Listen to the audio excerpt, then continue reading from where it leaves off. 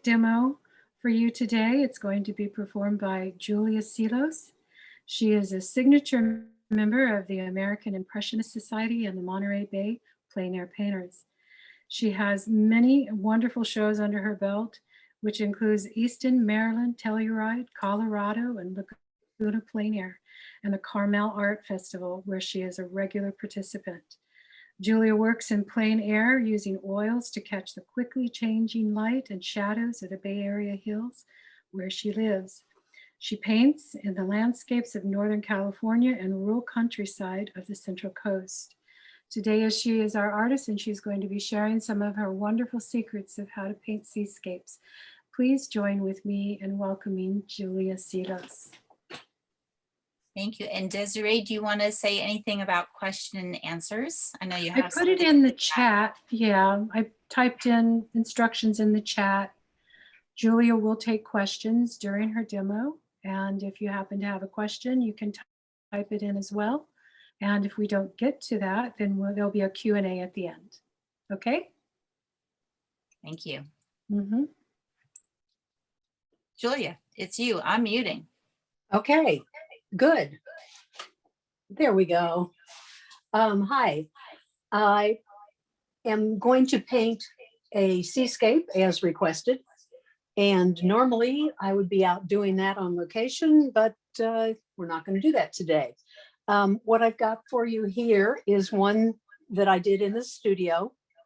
And I think what I really like about this one is the pattern of light and dark that leads you through it. And I paint what's called Alla Prima. So I put the paint on really heavy and you can see the brushwork. And that's what we're going to talk about today. I have another one here. This one was done, I think this actually was done out at Point Lobos. So you can see there's more color down in here.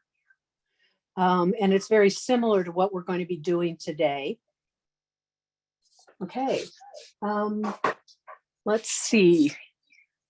Yeah, I have some more floating around the studio, but we're going to get started.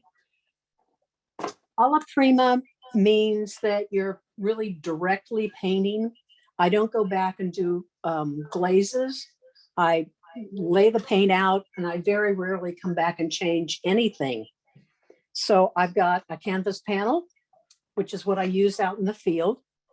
You can't see it, but I have a big monitor set up here across from me. And I've got a print here that I'm going to work from. The monitors are great to work from because they really give you a punchy image. You can see the background really well.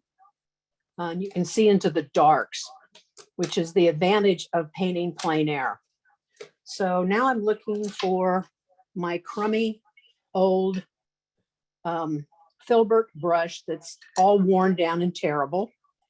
And the first thing I do is I give my canvas a thin wash of a warm cad orange or a cad red. And so this is really quite wet. If you can see, I like it wet because then I can erase really quickly. So the mantra with doing Alla Prima and plein air is thin to thick, dark to light. That being said, I'm going to do my drawing with a thin wash of alizarin and ultramarine. And I think you can see what I've got there. It's very thin. And I always do the same thing first. And in this case, I've got a horizon line way up at the top, which is what I'm going to drop in first. The horizon line has to be horizontal. That's pretty important. Every now and then you'll do one, you're like, oh dear, it's crooked. I'm going to crop this image in quite a bit. You can't see what my other image, how it's cropped, but I like that better. This is my center of interest right in here. So that's going to be where the strongest darks and lights are. I'm going to crop it probably about here and about here. So the trick is, of course, to stick with that. So I want rocks coming in down here, and they're going to come across. I've also got the hills of Santa Cruz across. So this is going to move over, but it's still going to be about here. The beauty of painting these rocks is nobody's going to know what is really going on. I've painted at some locations where the rocks, everybody knows exactly what the shape of the rocks are. Like in Colorado, when I've done some of their events, if you get their rocks wrong, you hear about it. So it's just general shape I'm doing now. So I want that to come across over here. I've got the big shape here with the darks.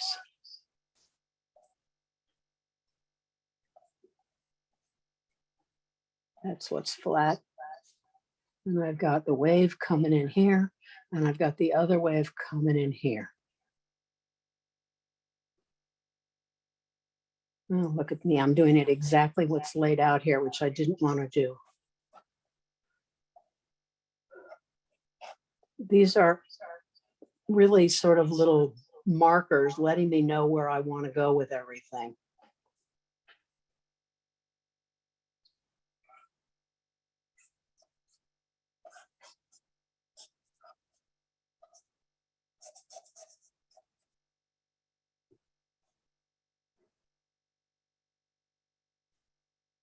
Here we go, that's better. There's this highlight going through there that I really like.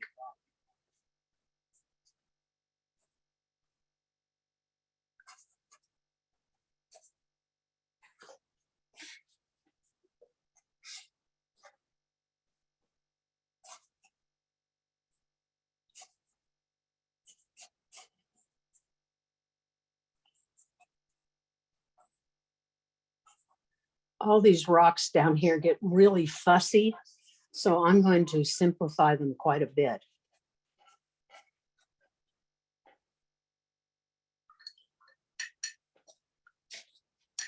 When doing the ocean, when I'm doing trees, I would not put these lights in so early, but when doing the ocean, I want to make sure that I've got nice clear space where that white is going to go. And it's going to go there, and I might even drop some in right now so I know it's there. That's going to go across there. That's going to go in there.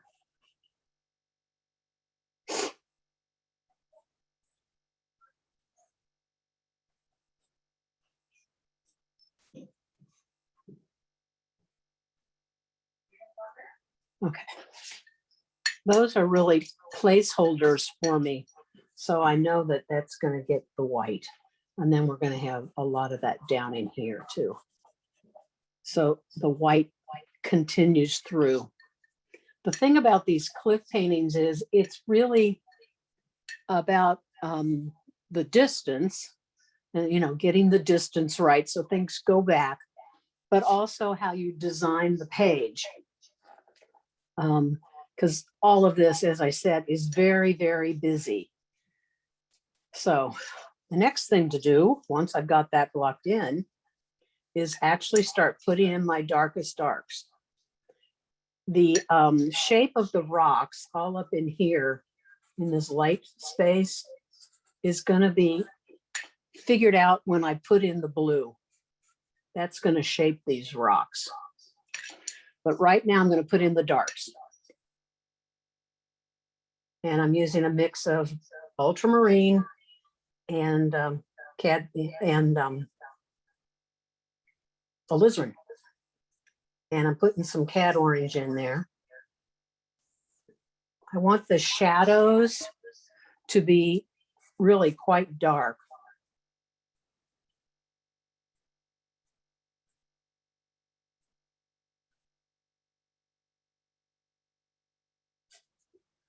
And I'm gonna come back in as I work the painting and lighten these dark shapes.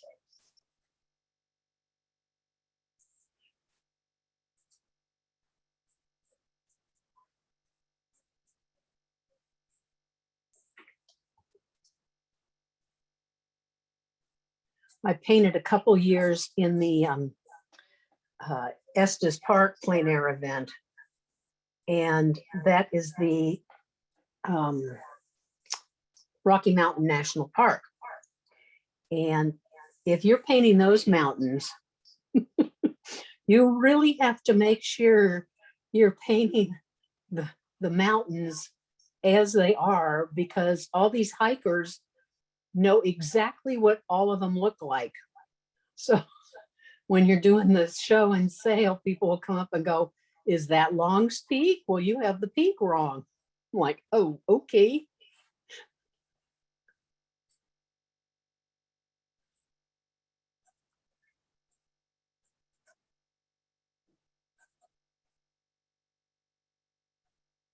But with these guys, there's probably somebody that knows exactly what rock is where on the Monterey cliffs, but we're hoping they're not going to critique what I'm doing right now.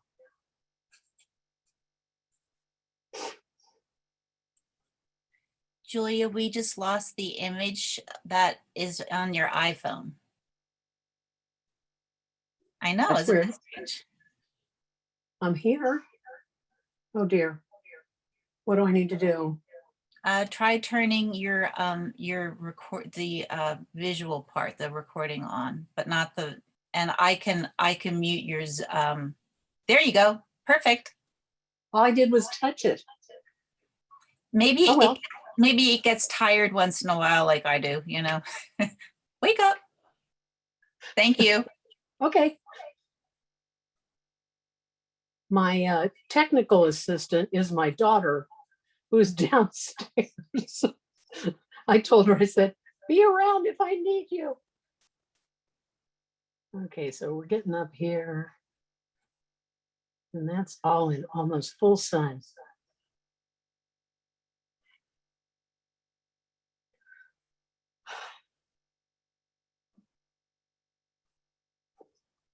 So all these little rocks and things are a lot of busy stuff. So I'm taking artistic license and connecting some of them and making some of them just random little shapes. I'm going to end it sort of down here.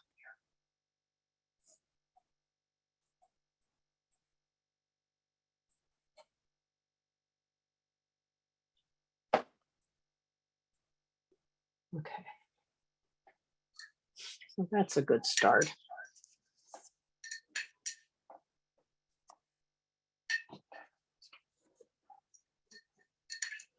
I'm searching around for a better brush, but this is what I've got. So this is what I'm going to use.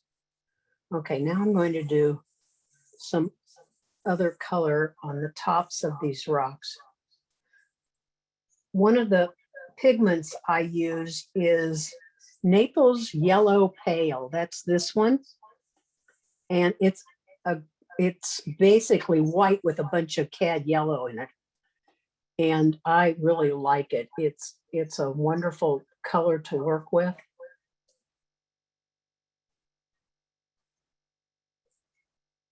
It's especially good doing the Golden Hills of California.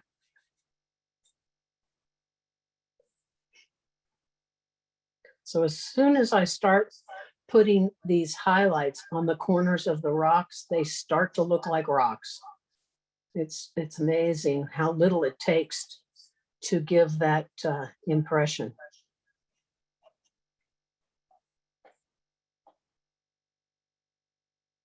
Oh, there's one out there. Oh dear. Well, we'll have to put that in a little bit.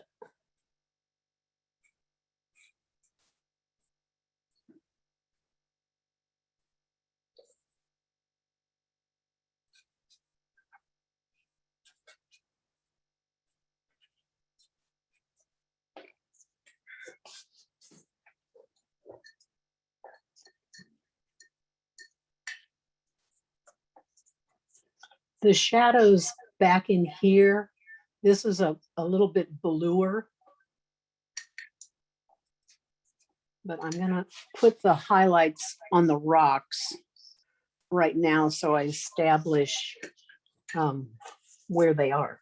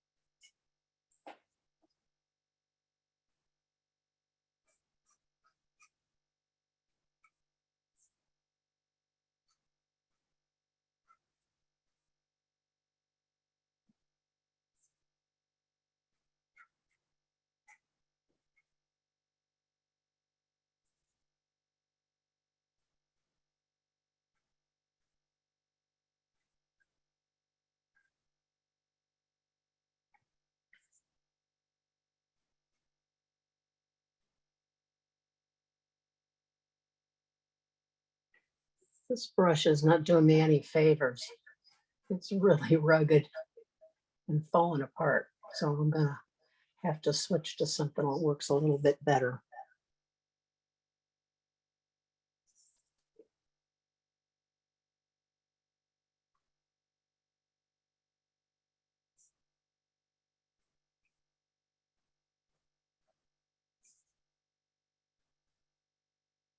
You can see that the brush is picking up the color underneath, which is fine.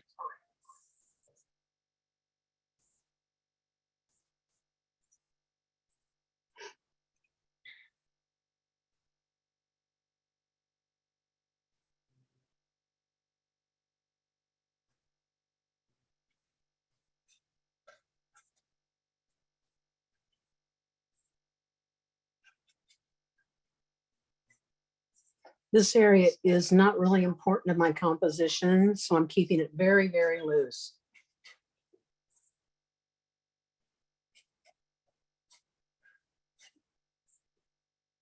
Well, every area is important, but it's not as important.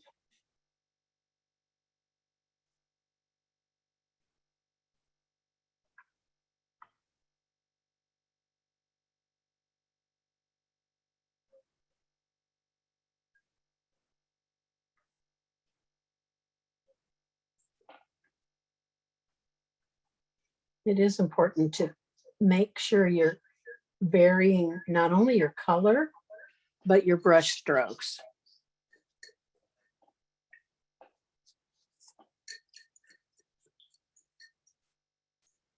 Okay, I'm going to put that one rock back out here. Okay, those are there.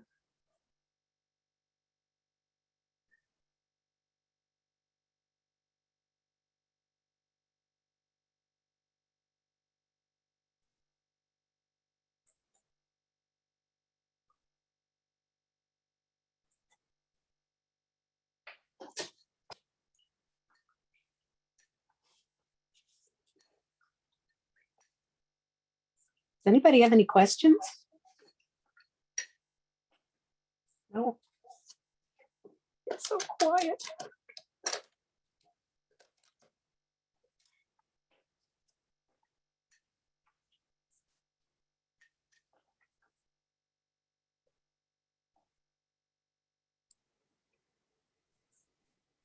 The other sort of different color I use over here on the side is violet gray. It's made by Georgian. I don't know if you can see that. Anyway, I like it. It's really a wonderful color for graying down warm colors. And if that's with cat orange, you get some beautiful grays.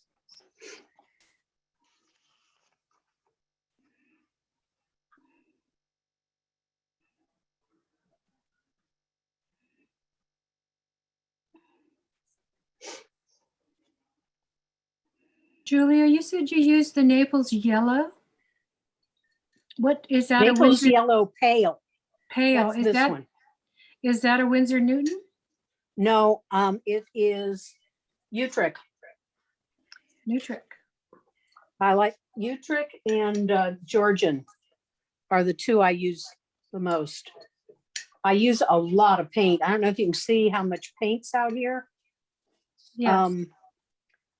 And especially when you're out plein air painting, if you load your palette, you're not having to stop to fill it up again, which can take a lot of time scrambling through stuff to try and find it. Also, it doesn't dry out. So if you're using your paint every other day, you just peel off the top film and you're ready to go. Right. We have a couple of people who have asked the question of what you use to prime your canvas with. Was that an alizarin or? Oh yeah, it was actually cad orange, real Cad thin. Real And thin. it's not priming it. It's just a thin wash. I use canvas panels that are already primed, and I don't do anything else to them. And could you please go through your color palette for the members Sure. there? Yeah, they're wondering. Start off with titanium white. I'm left-handed, so this may be backwards for some of you. So then I've got the Naples Yellow Pale, Lemon Yellow, or Hansa Yellow, Cad Yellow, medium, Cad Orange. This is, I think, Scarlet Lake. I don't use it very often because between the Cad Orange and this is alizarin, between the two, I can get pretty much everything I need, but I was painting a red pepper and some floral pieces, so I used it. So alizarin crimson, ultramarine, and this is cobalt blue, and it's an odd cobalt blue. I forget what brand it is. I'm not in love with it, but we're doing a marine painting, so I've got it. This is cerulean, and then the violet. I don't use any greens. I mix all my greens. And if anybody watches what I usually paint, I'm painting trees all the time. And if I used a green, my entire painting would be green because I love green. It's my favorite color. Okay. So I don't put any on my palette. The other Okay, question is they are curious about your materials list and your palette. So I let them know that you were going to have that available. We'll have that on the website afterwards. Is that correct? Right. So I'm using Mona Lisa Odorless Turpentine right now, Odorless thinner. And I normally use Turpenoid, but it's harder for me to get it here for some silly reason. So I'm using this Mona Lisa, which works fine. I'm happy with it. I just started using it recently. They've got it at Michael's. I used to go through gallons of Turpenoid, but you can't buy gallons of Turpenoid anymore. You can only buy the little quart sizes. And Bobby has just put her email address. She said that you can email her directly for the materials list. Okay.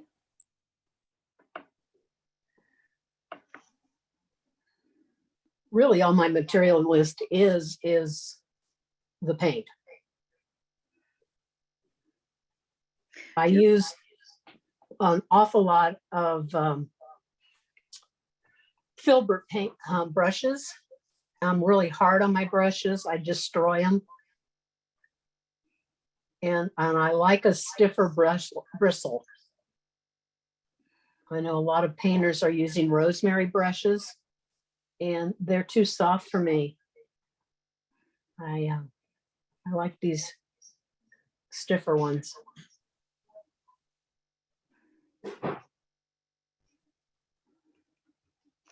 Julia, do you use any kind of medium? No. Nothing. Okay. Again, when you're out plein air painting, it's just one thing too many. Mm-hmm. And I'm not glazing. I did use some, let me think, what was it? Shoot, it was a fast drying medium, a gel, because I had to do a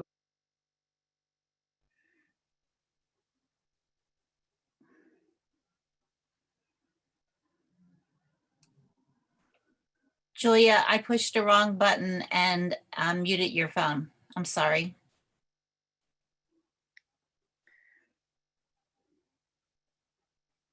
How's that? Great. Okay. My apologies, everyone. Hi. Now what am I going to do? I think I'm going to have to do something about the water here pretty soon. But first, I'm going to put some of these darks in here that are the bluer darks. And what that, some of the faces of these rocks are reflecting the water. So they are bluer. So that's the contrast that a lot of members are really wanting to dive deeper into, is understanding how an artist can create that contrast. So you're seeing the reflection of the water in the rocks and how you develop that. If you could speak about that a little more. Well, I'm working from a photograph, so we're at a disadvantage. What I've done, when you get a good photograph, oftentimes this will just be black. So in Photoshop and on most phones now, you can go in and adjust the shadows and make them a little lighter, which is what I've done here. So you can see some of that. And way down at the bottom, the shadows are really quite warm. And as you move up where it's reflecting this, it's a bluer shadow. Whereas these aren't reflecting anything because they've got barnacles and urchins on them. So those are a real dark, warm, as opposed to these that are bluer reflecting the water. Does that answer that? I hope. Yeah, it's nice. So this surface is quite blue.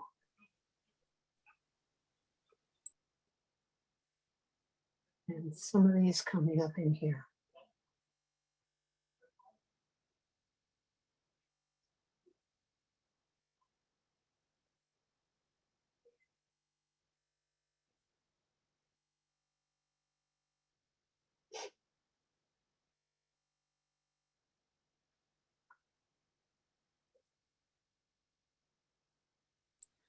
I have a kind of a technical question.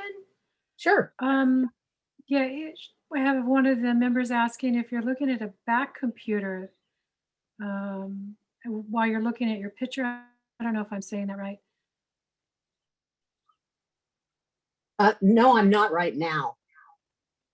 I'm just Okay. looking at this because it's too complicated to try and work from both of them right now with the, I can't see it because things are in front of it for me.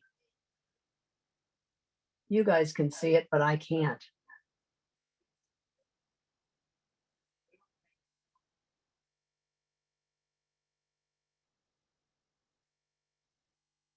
So as I'm working my way up, I don't want to lose, I don't want to lose those warm shades.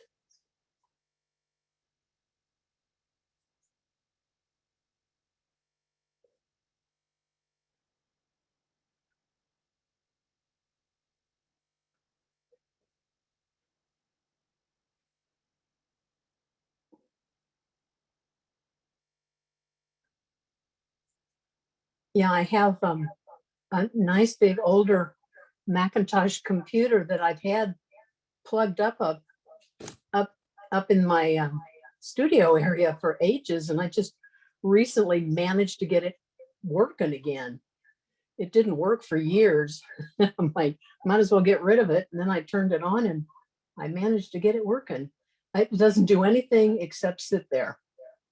So, okay, so there we've got the blues. I think we're going to leave those for a while, and we're going to have to deal with this water very quick here. But first, I'm going to put in a couple more of the darks, and I'm making them very warm. Again, the cat orange. I've got so much reflection. I'm sorry if I'm blocking you guys. There we go.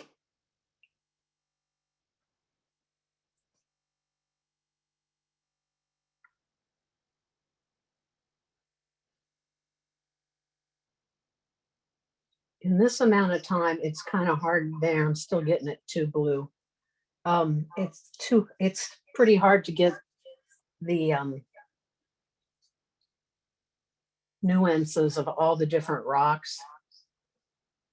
So understand, I would probably go back into a lot of this later and get some of these shapes a little nicer.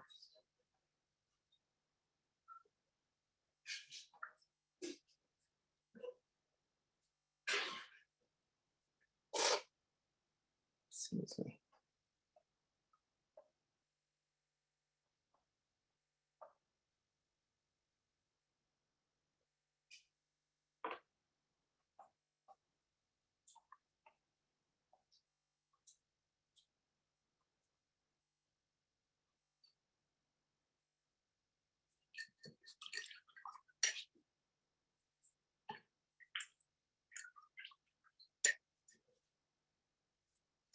I saw something a minute ago I wanted to fix. Here we go.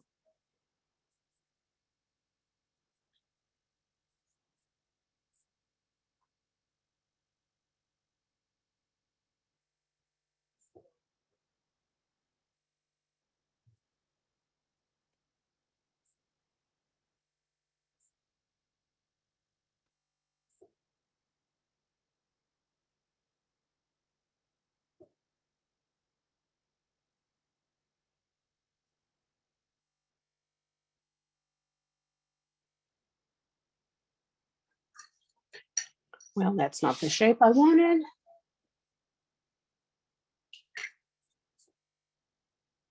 But it's closer.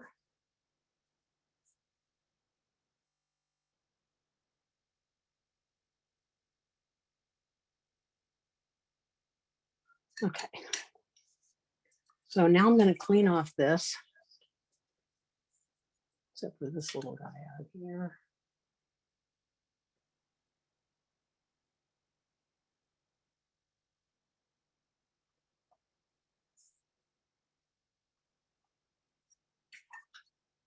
Well, now I've got a big jumble of rocks and nothing else.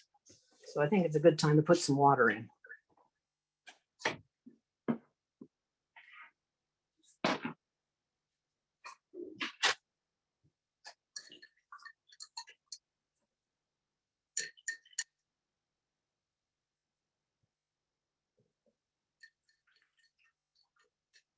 I usually try and finish the painting all in one sitting, especially this size. Obviously, if you're working larger, you're going to come back and you have to do more work to it. So I want to get all of the lighter colors out of that brush, all the reds.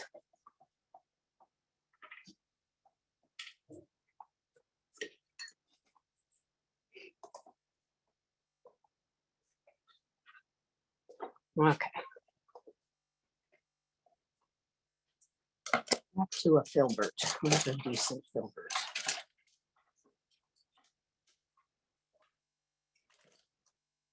That's a good one.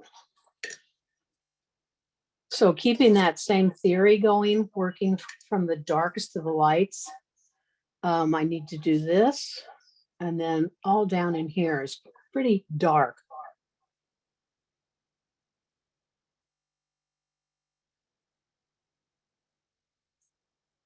And I've made it too thin.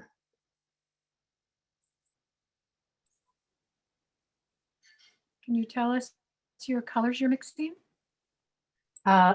Ultramarine And I put a touch of the cad orange in it.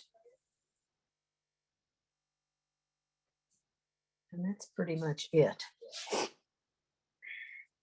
So that's going to be down in some of these shadows. You can see that's way too dark. We need just one little clarification on that wash that you put on the canvas. Is it always a cad red or orange? Or does it Pretty depend? much, yeah. Pretty much. And it becomes invisible. I used to use ultramarine, but because I tend to see things in blues and greens, I switched to the orange, and it makes my paintings just overall warmer. So now I'm picking up a whole lot of the cerulean and some white. And that's way too brilliant. Throw a little yellow in there. Maybe a little of this. I got to cut that down. It's way too intense.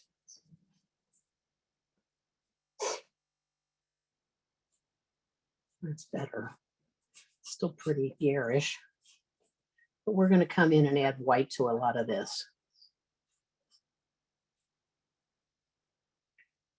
So there's a really bright spot of paint, of color right in here.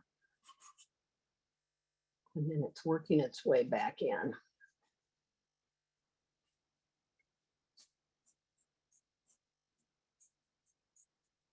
So I'm mixing it on the canvas.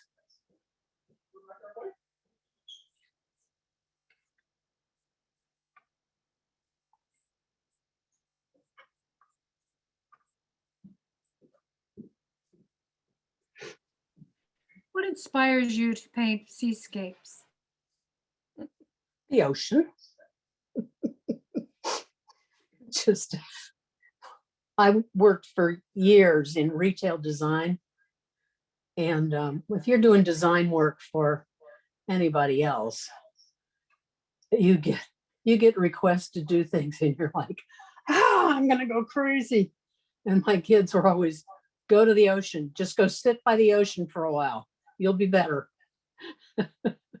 and it's true, it really helps. Okay, I just paint underneath. This wave is quite green, so I just put some of it in there, and then on the top edge here there's some of that. And I'm just making it very pale.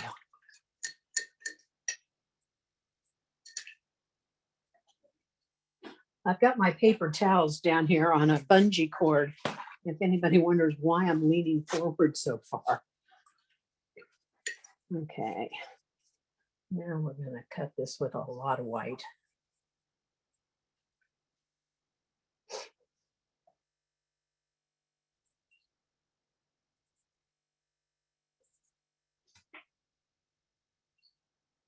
That's better.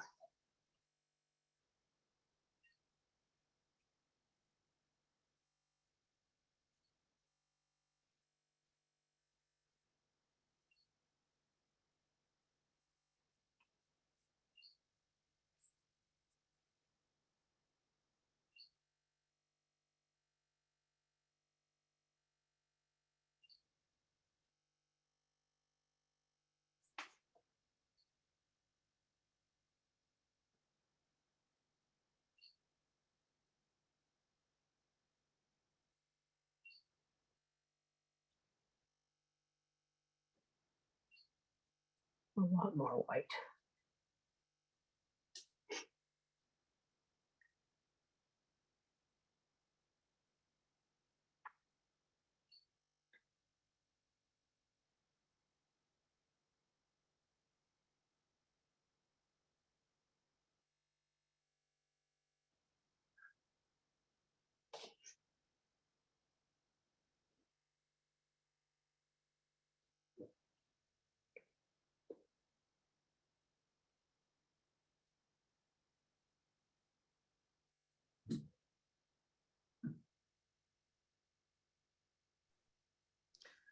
So Julia, this is an underpainting, basically. You're gonna put more details on top of this?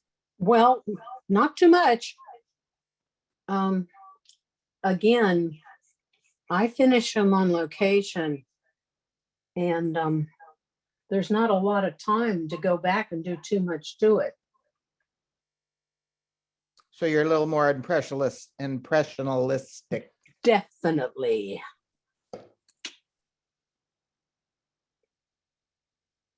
Yeah, when I'm done, I want to see my brush strokes. I want to see that it's oil paint.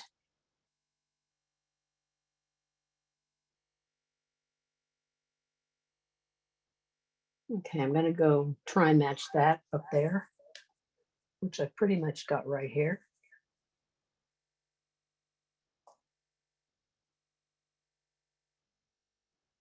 A little richer.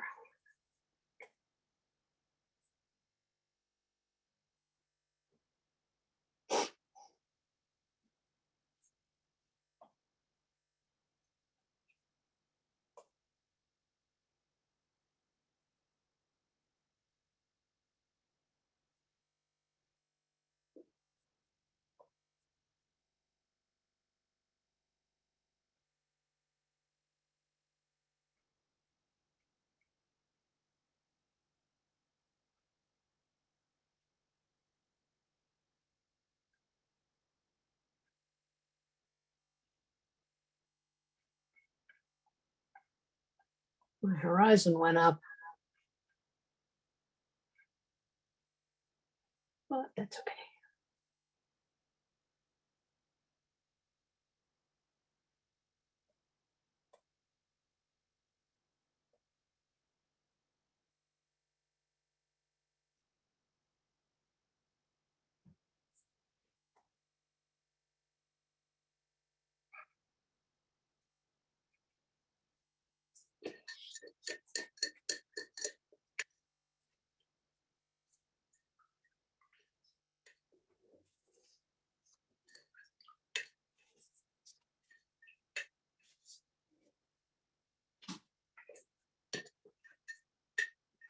Okay, I'm gonna try and do that pale horizon line with the mountains.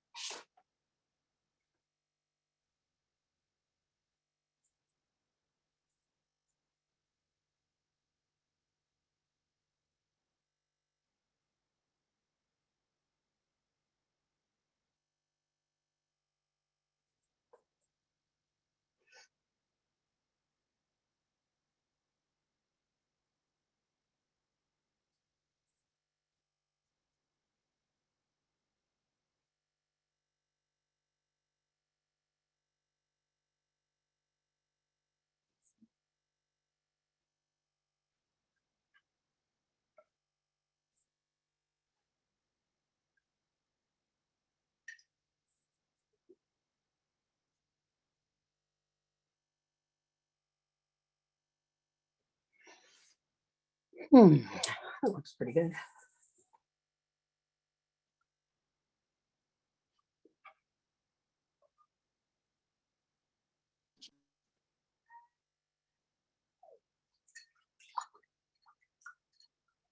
Can you guys hear my neighbors? It sounds like the little kids are out.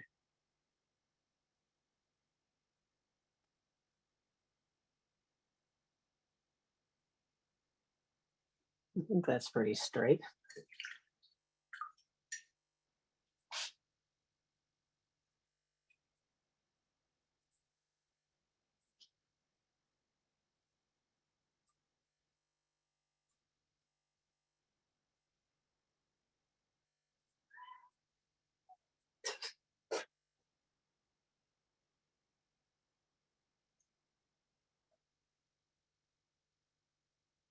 So you can see the thicker white paint goes right over that my drawing that's underneath.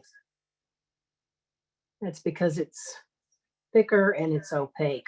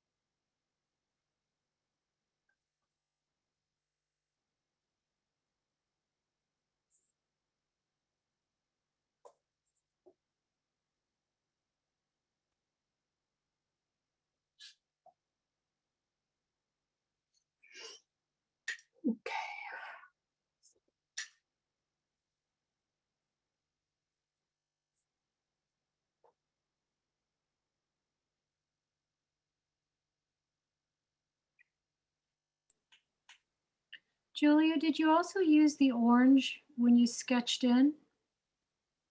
No, What did you use? that was just ultramarine and alizarin.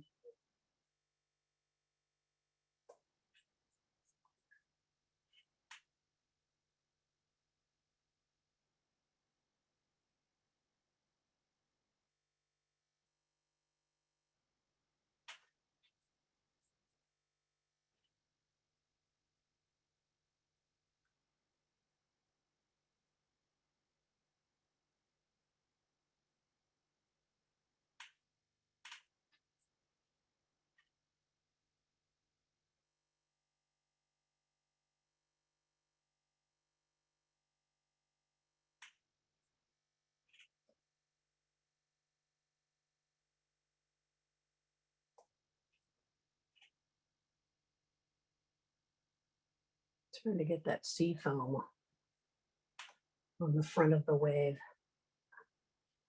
which is always a challenge. And then we're using just pure white right off the palette.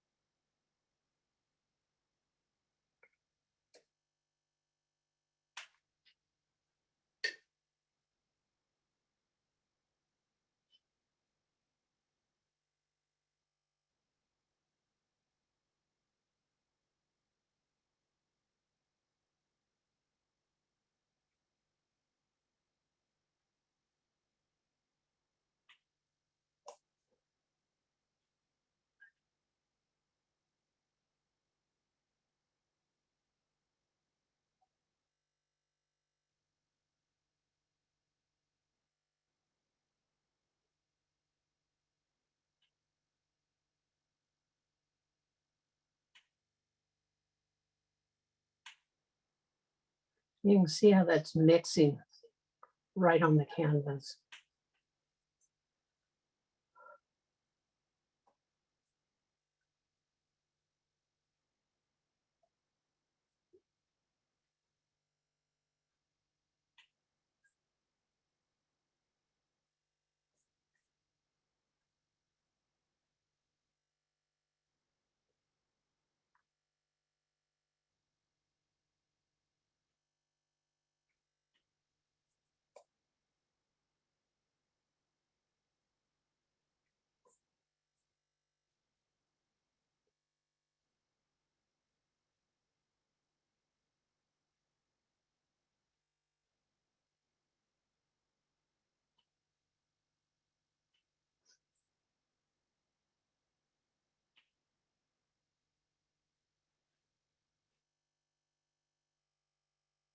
Hmm.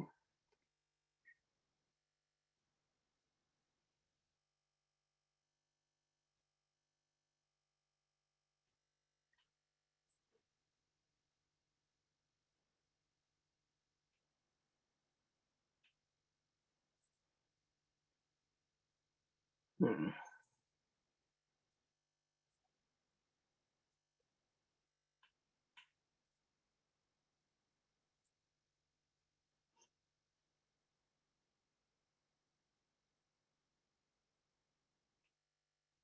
I just picked up some of that cobalt blue,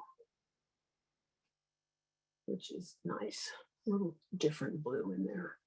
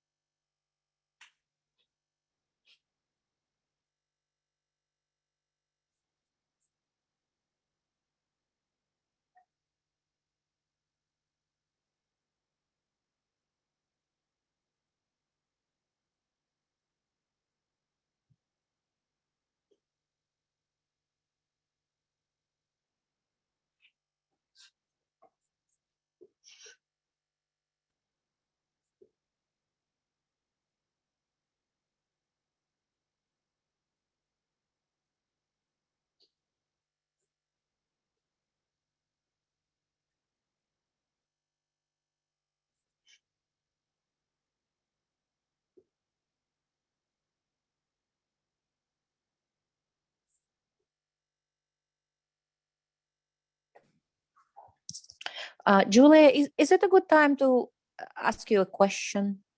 Of course. Yeah. I see that you're using oil and thinning it with turpentine. You probably don't use too much turpentine, right? Because when you add turpentine, it's kind of dulls oil down, so it's not going to be shiny. So if I'm you don't use actually any, using Yep. terpenoid or odorless thinner. It's not turpentine, oh, but I use Grumbacher retouch varnish when the paintings are dry. And you can use retouch actually right away. Sorry, I just slopped thinner all over my pigment. I didn't want to do that. And that brings back the luster of the darks. I see. Quickly. So, oh, did we just lose something? Retouch finish. Okay. Okay. I see. I'm not seeing, there we go. Yeah, I do a lot of dark trees, and the terpenoid does dull because that's what I'm using as my medium. And so I do come back and hit it with the spray, and it brings the color right back again. So you use the spray while it's still wet? Yeah, you can, because it's retouch. Retouch. How long if you don't use that type of product? Till it Well, dries? that's all I use. So Oh. I know there's people that use, they actually paint on varnish, Right. and I don't do that. Okay. That goes as far as I'm thinking in the same category as making your own canvases. This is why I do watercolor. Well, I'm not about to make my own canvases, and I know artists do it, and I'm like, I'm painting on canvas board. They're cheap. I'll just buy them. Thank you very much. I don't do any really big oversized pieces. That And was if my I question. do, I buy stretch canvases. What size is this board? 5. This is 8 only a 9x12. 9x12. Yeah, my favorite size is 11x14. And when you're, again, working outside, I don't know if you can see this board. Yeah. It is 24x36, I think. It's a thin sheet of plywood, and I use that on my French easel, and I can put I staple them on, and I can put 2 9x12s on it on one side and 2 on the other. And then on these, You stapled that Gizmo. board on there? Hmm? That board? yeah. And this, if you turn it, it fits onto my French easel, and I can carry it out in the field and finish 4 paintings without having to go back to the car, which is pretty wonderful. I Okay. have another question for you, Julia. Yeah. We were wondering if maybe you could talk a little bit about, painting water or waves and what should be avoided.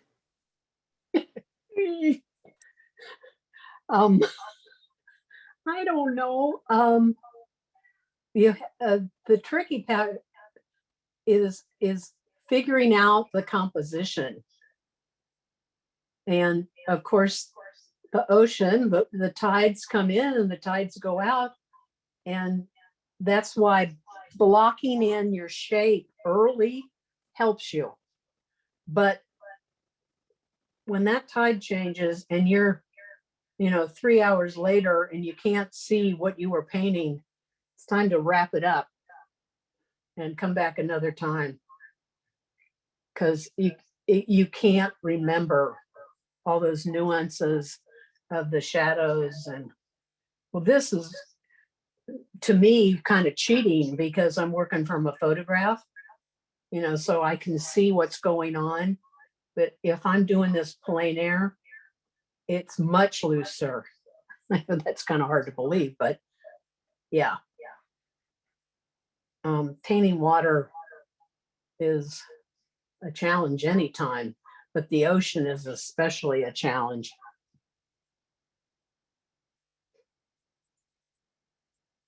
That's not very helpful, is it? Sorry. It is. I think, getting your composition down early and sticking with it.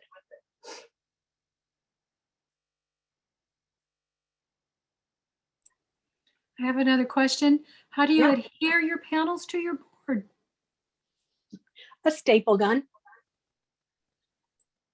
I carry a staple gun with me out in the car. My car is my studio on wheels. And I've got a staple gun, just a regular big old staple gun. And I staple the corners right really close. I don't know if you can see how beat up this is. That's from all the staples. And then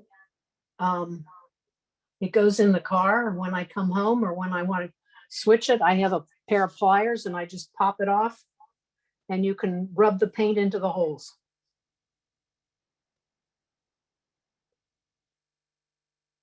But again, that's when you're painting outdoors. When I'm here, I don't have to worry about that.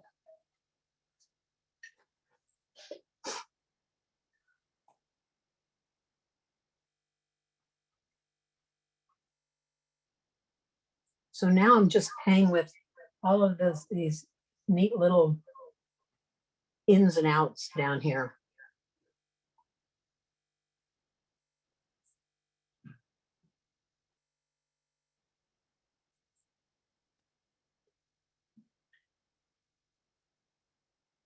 And it's more about the movement than trying to match what's really there, because nobody's going to know.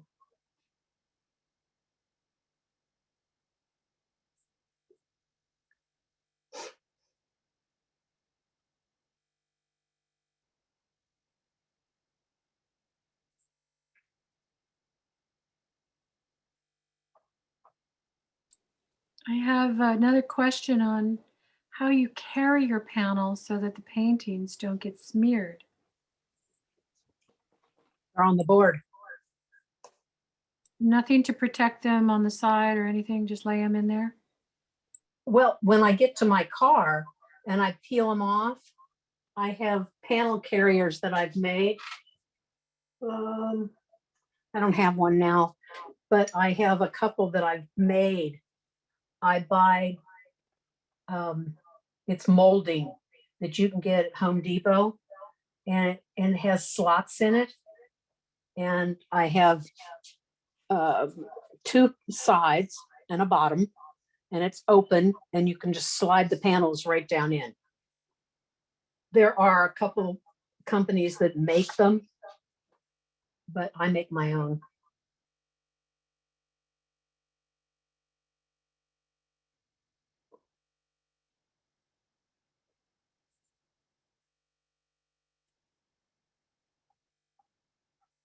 No, I'm not in love with that, but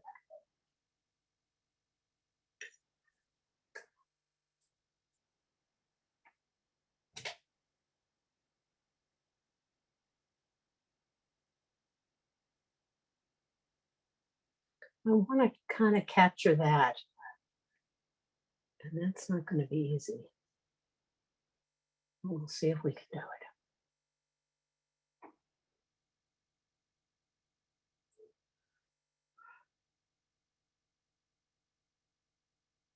I think it was Ken Oster. I did a workshop with him. He's since passed away. Wonderful painter.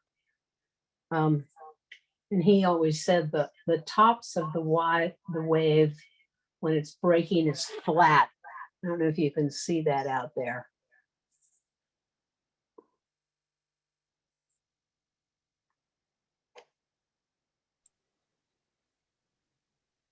I'm picking up an awful lot of the underpainting, so I'm not getting really sharp whites. Julie, we're just going to ask you to move your head a little bit There we go. Thank you. Better? Yes. No, I can't get close.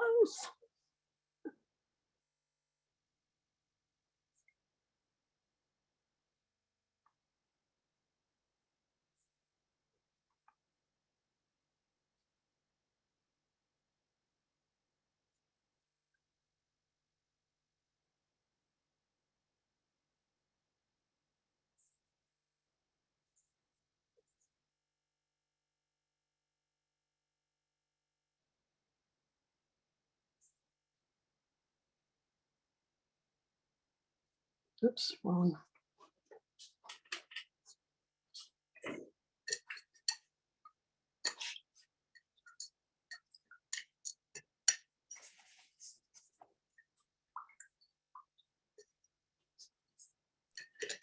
Well, I think I've got the canvas covered. That's a good sign.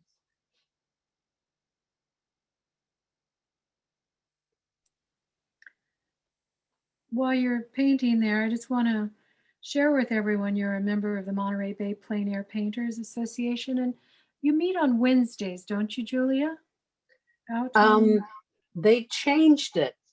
And so they're painting on location now on Wednesdays and some Saturdays, I think. The schedule is on the website. We've got a new volunteer that's really gung-ho and getting us a lot of locations to paint. And it's open to anybody. You don't have to be a member. And although if you do join, then you can, we have 2 shows a year for all members. And then we have a signature show. And to be a signature member, you have to be juried in and be a member for over a year to be juried in. Well, that's Julia, how sorta. long does it take to do a studio painting? And how I- long in comparison to plein air? I work the same way. So maybe 3 hours, 4 hours. If I'm doing something really large, that takes a lot longer. But I like painting outdoors and I like the impressionistic style. So I don't spend hours and hours going back into paintings. I like it loose.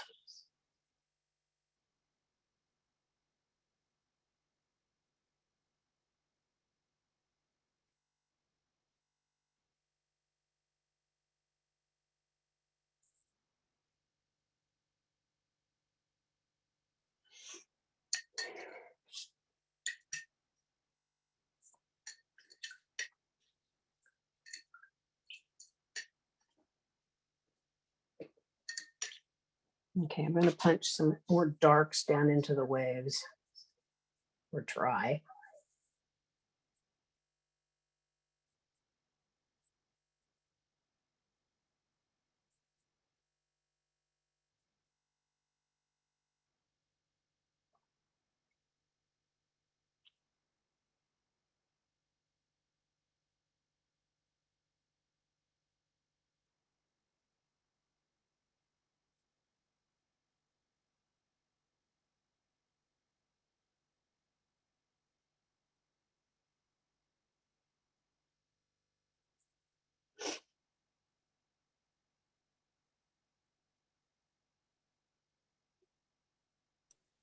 As you're finishing up there, Julia, I just want to let everyone know that next month we have another really wonderful demo artist, Susan Kaninsky, who's coming in and doing some pastels and oils. And also to thank Helen McKinley. She has been a wonderful chair demo with me and great help in bringing talented people like yourself. And throughout the year, we're going to see a lot more.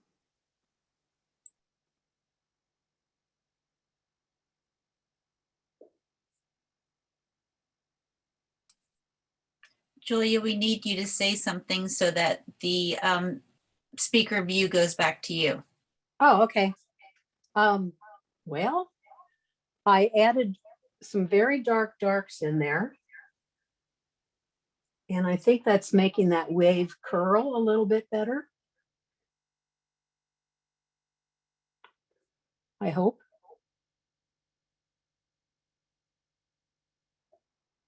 I like that down there. I think I'm just about done. How much time do we have?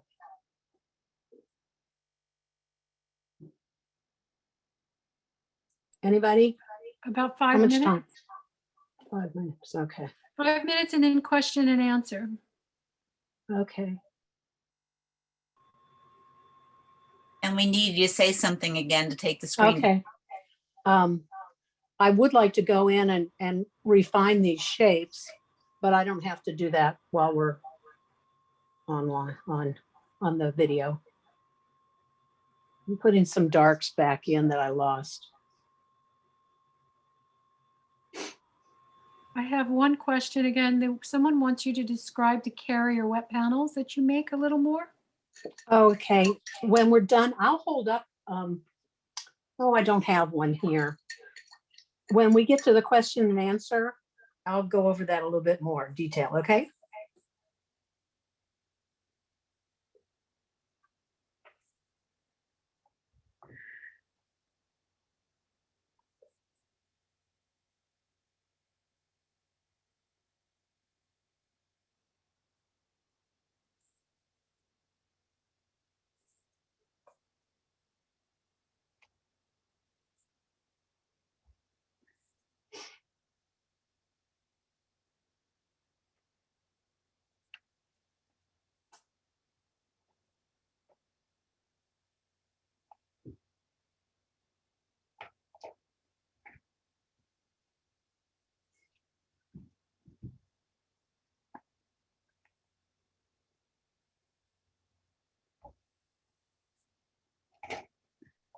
I'm darkening underneath the waves.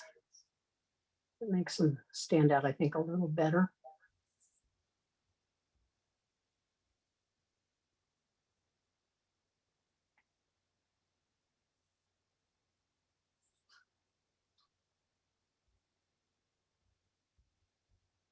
Put a little more color out there.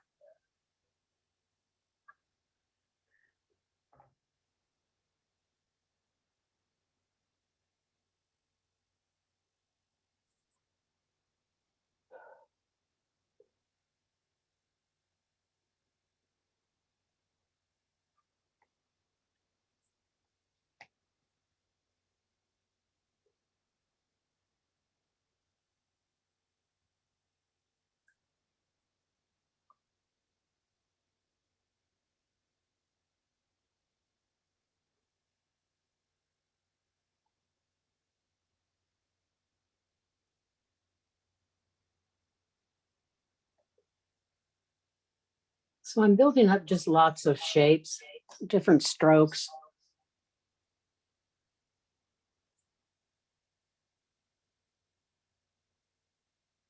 Little daubs of color to make it more so it's moving.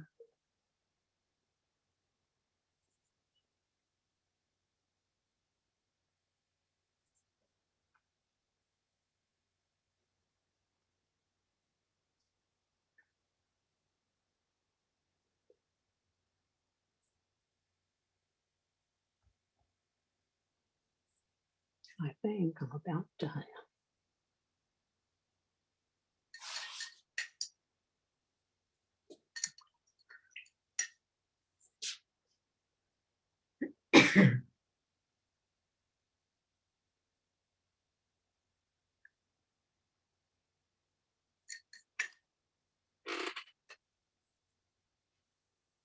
Sing us a song, Julia. We have to get you back on the screen again. Okay, I'm used to having people ask more questions. Now am I back? Am I back? Yes, but say something again to make sure you get it back.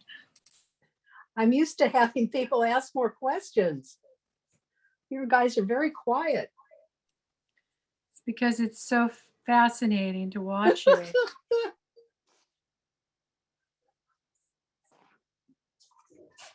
Yeah, if I was going to work on this longer, which I probably will, I will come in and refine some of these shapes. I think they're a little, I'm not in love with this guy out here either. Let me put another one out there. I'm going to see if I can refine some of these shapes.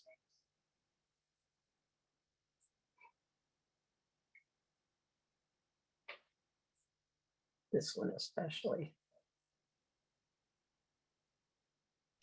We have Bobby who has a question of why are some plein air paintings so light or too dark? Well, I think it's a matter of just looking at what you've got to work from. It's all about color and how the light is hitting things.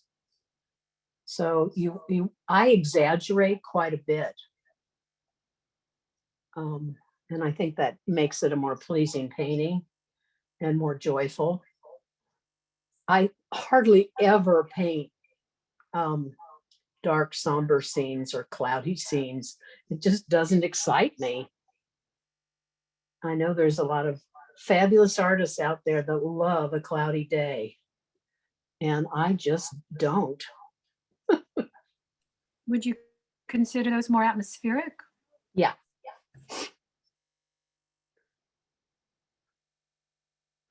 Could you please talk about the colors you use to make the medium brown of the rocks?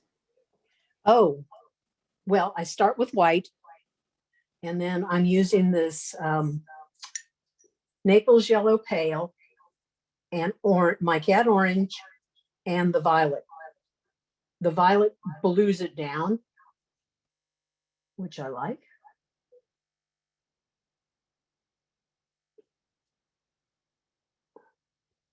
I think I don't know what I'm doing now, so I think it's almost time to stop. One of the mantras of painting with another plein air painter with group is they tell you when to stop, because so often you just get into doing it. You forget that sometimes you don't need to keep going. I do need to bump up my shadows. I'm going to use a different brush, I think, because this one is not being friendly to me. There's that little guy.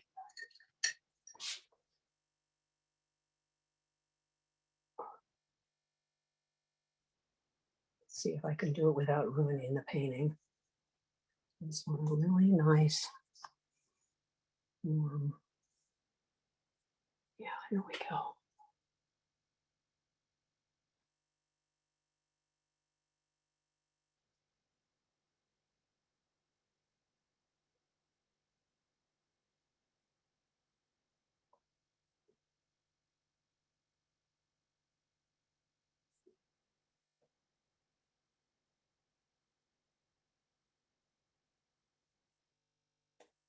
This is my center of focus, so I do want to get these shapes right.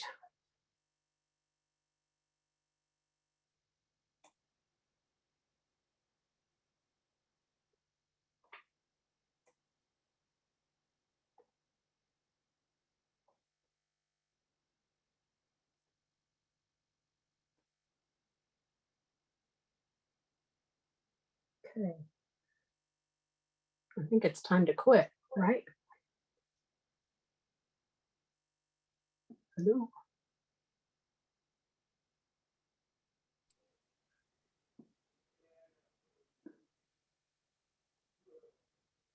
Some of these rocks, the bottom edge, I've lost my dark where the kelp grows. So I'm putting that back in again.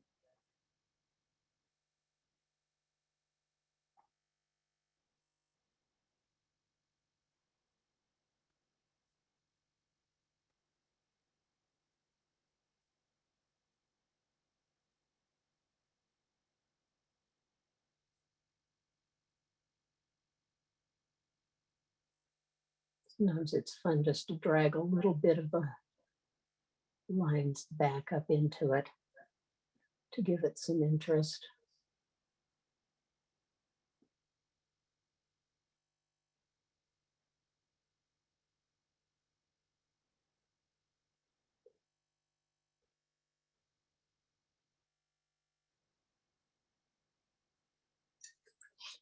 think that's a little too round.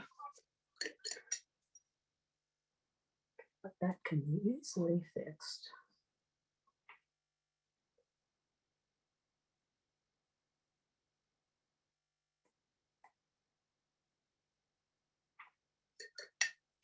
I think that's it. I could keep refining shapes and maybe get some more white down in here. But I think for right now, I need to sit back and look at it. There's some more white down here. Can you zoom the camera closer when you're done Sure. with all that so we can see the details going on? There aren't any details. Yes, there's brush strokes, there's details. Okay. I like. There. Get up there. Okay.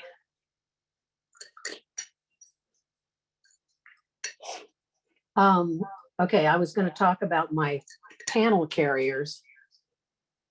At Home Depot, they carry molding and it has grooves in it. You can get it, I think, with 4 grooves or 6, and it comes by the foot. And I take my panel. Obviously, it has to fit a specific size. And I have them cut the length of the panel that's going to go in, and 2 sides.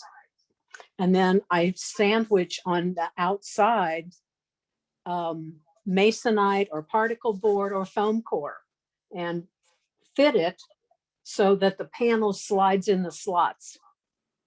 And I leave a notch so I can pull them in and out.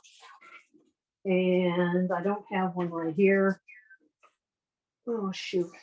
I just have a really nice one that I bought.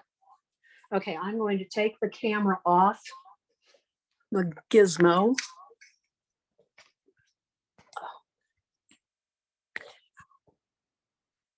Okay, does that help? Am I close enough? Hello. Yes, yes, that looks. Okay, I'm going to go in. You can see I've got a lot of paint on there. And it's quite loose, which is what I wanted. Okay. And here we go back again to see what I was working from. Okay. Any other questions? I have a Hello? couple of thank yous from Laura Lockett. She said, just beautiful. Henrietta Sparkman, thank you so much, Julia. Your painting is beautiful. Thank Love you. the demo today. Everyone's very happy. Thank you so much. Okay, well, I hope the watercolors in the group got a little out of it. That's always sort of the challenge. And again, it's called Alla Prima, which is direct painting, and it's what you do when you're out plein air painting. Okay, thank you. Thank you so much, Julia. Bye.